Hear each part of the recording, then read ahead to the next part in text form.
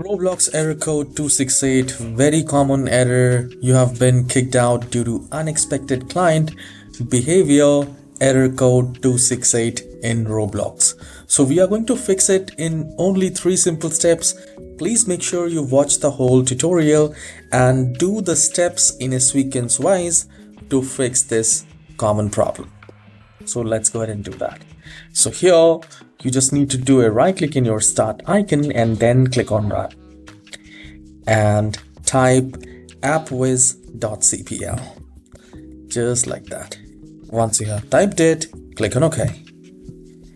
A new window will appear like this where we have to uninstall or change a program, and here you need to look for Roblox. Whatever you will find regarding Roblox, you need to uninstall it.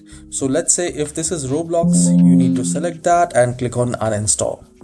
You might have 2 to 3 programs in the name of Roblox. So once it is uninstalled, close this window and you need to do the right click in the start icon again and click on run. And guys, this will work on Windows 10 and Windows 11 both. Alright, so here in the run box you need to type %local app data %. Once you have typed it, click on OK. Now it will open up a user account, app data and local. So here you need to find the Roblox folder, and let's say if this is a Roblox folder, you need to select that and you just need to press shift and delete. You can simply do the right click and you can delete, or you can press shift and delete to delete that Roblox folder. Once this is done, we will move to the next step. Now here in the search icon, type cmd. Alright, and you will find open and run as administrator. So do not click on open, click on run as administrator and then click on yes, and a new window will appear like this. And here you need to type ipconfig /release and hit enter. Now the next command will be ipconfig /renew. So we have released it and now we will renew it. Once this is done, we will move to the next step. Now this might take few seconds, not a problem. Now here you need to type ipconfig